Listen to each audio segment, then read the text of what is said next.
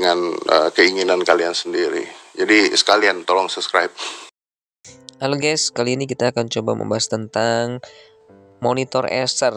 Tipenya itu tipe P166HKL.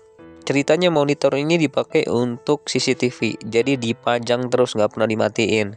Nah, tiba-tiba suatu hari dia cuma ngeblank aja, warnanya itu hitam tapi ada lampunya gitu. Seperti ketika kita lagi nyolokin monitor, tapi kita belum nyolokin ke PC-nya ya. Seperti inilah, ngeblank tapi ada warna putihnya dikit ya, ada lampunya gitu ya.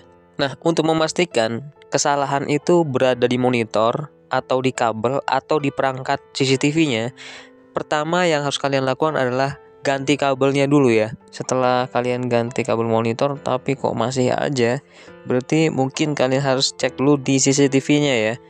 Jangan-jangan bagian konektor keluaran CCTV-nya itu yang ke monitor itu nggak ngeluarin sinyal atau memang udah rusak juga. Cara nguji alternatifnya adalah coba monitor ini hubungkan dengan PC atau laptop kalian. Kalau memang udah dapat kesimpulan bahwa sebenarnya memang monitor ini yang bermasalah, artinya kita harus bongkar. Masalahnya itu di mana ya? Nah, gimana cara bongkarnya kalau kita punya monitor Acer yang tipenya seperti ini? Masukin kartunya ke sini ya. Tapi jangan sampai salah ya. Di sini ada dua guys. Ini ada besi, ada plat, ada yang sebelum plat. Jadi dimasukinnya ke sebelum plat ya guys. Jadi gini guys. Tuh. Masukin sebelah. Jadi dorong gini. Tuh kalian dorong gini, dikit-dikit. Oh. Dia lepas guys. Tuh. Terbongkar seperti ini guys. Ini ada soket ya. Tolong dilepas dulu nih soketnya, jangan sampai putus ya guys. Jadi ya, di bagian belakang ini ada soket dan harus tahu cara ngelepas soketnya dan sampai ini putus guys. Nah, kita congkel bagian ujungnya supaya dia ngangkat guys, bagian sini, lalu kita tarik guys. Tuh ya. Nah, terlepaslah ini. Di LCD itu kita bisa lihat seperti ini mesinnya ya, ternyata di dalamnya seperti ini ya. Jadi untuk ini nggak ada kaitan, tapi hati-hati guys ketika kita bongkar, kalian harus memperhatikan, takut ada kabel-kabel yang nempel jadi malah putus ya. Dan ini ditutup pakai isolasi lagi. Ini sebagai ground nih kayaknya. Sebagai groundnya sekalian. Kita coba ngelepas ya, karena di dalamnya ini ada mesin ya guys. Dan ya guys, kita lepas seperti ini. Nah ini guys, jadi di sini ada kabel-kabel kayak gini ya. Ini harus hati-hati guys, jangan sampai kalian memutuskan ini gitu, karena mesinnya itu di sini. Dan kita tahu ya bahwa di sini ada dua colokan ya. Ini colokan untuk power. Nah, ini untuk colokan untuk sinyal apa namanya? Monitor atau sinyal TV-nya ya. Nah, ini kalau misalkan dia ada trouble, bisa jadi di sininya ini sinyalnya.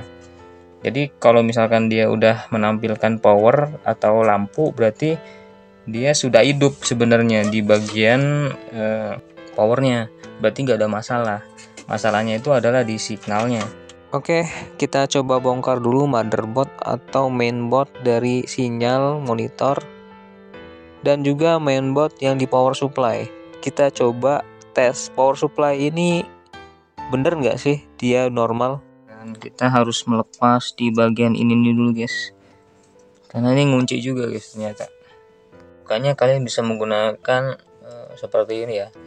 Jadi obeng itu obeng gitulah. Nah jadi ini guys seperti ini ya,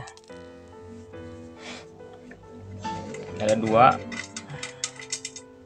ini, dan kita amankan guys, jangan sampai hilang. Nah setelah kita bongkar maka dia bisa lepas guys sekarang guys. Nah seperti ini ya. Jadi bagian soket-soketnya dilepas dulu guys. bagian soketnya itu harus lepas seperti ini ya, ditekan maka dia akan buka, langsung kita lepas. Nah seperti itu ya. Terus soket yang ini juga kita tekan, kita lepas. Dan untuk soket ini jangan takut salah nanti. Karena apa? Karena setiap soket itu beda guys. Nah jadi kalau kita perhatikan, soket ini tidak akan tertukar guys, karena dia berbeda tuh, gak bakal sama ya kan. Jadi walaupun kita nanti nggak tahu masangnya, tetap nggak bakal kuteker karena memang satunya besar satunya kecil guys. Dan satu lagi soket ini cara bukanya adalah ketika kita coplek bagian ini guys, klek ke atas, langsung kita tarik. Nah ingat ya, posisi yang paling bawah itu adalah yang ini, yang ada tembaganya tuh, ada tembaganya, dia nempel ke tembaga paling bawah. Jadi soket begini, jangan sampai kebalik.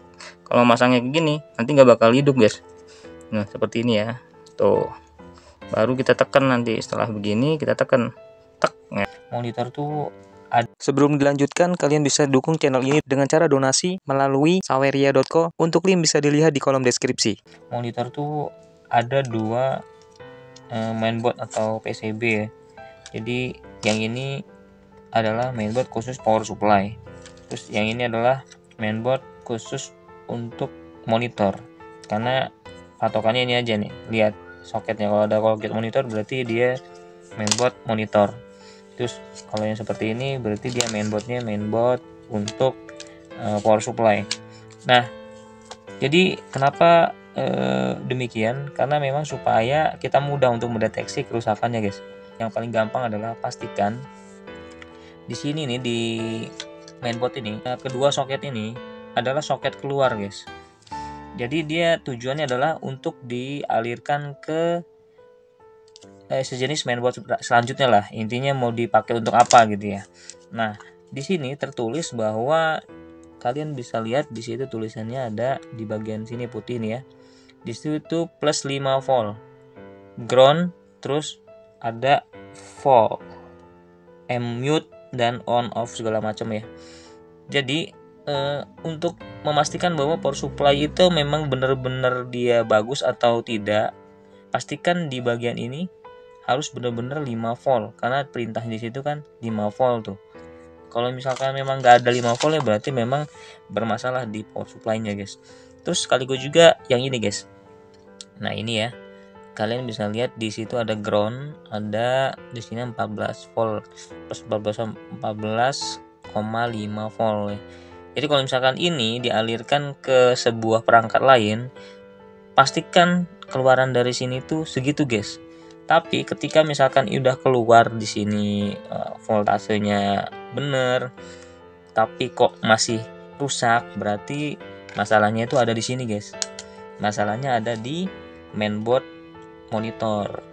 Jadi ketika dicolokin ya, kalian jangan coba-coba untuk megang ini karena ini nyetrum guys. Terus posisikan di 50 ya, 50 volt atau 10 volt lah. Saya coba ngetes dulu DC voltnya di 50 untuk ngecek di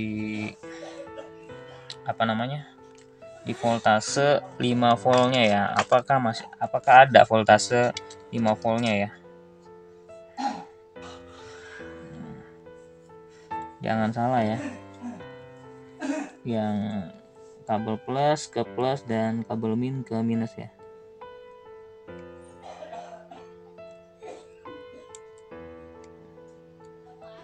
Dan jarumnya bergerak guys.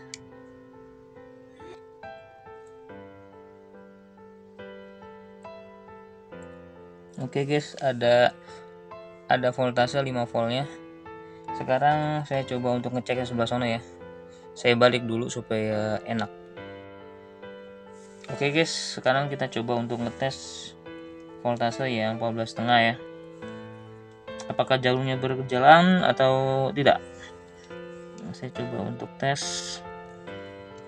ini ke ground dan ke voltase 14. Jarumnya berjalan ya guys, menunjukkan ya posisi di situ. Jadi kesimpulannya bahwa power supply ini tidak ada masalah ya guys. Jadi karena sudah keluar voltasenya yang 5 volt sama 14,5 voltnya ya. Nah, kalian kalau kalian mau lepas ini jangan sampai dipegang ya. Ini jangan saya pegang guys, ntar nyetrum guys. Jadi caranya itu biasanya begini guys. Kalau saya itu cara netralinnya sebelum dipegang, ini ada elko.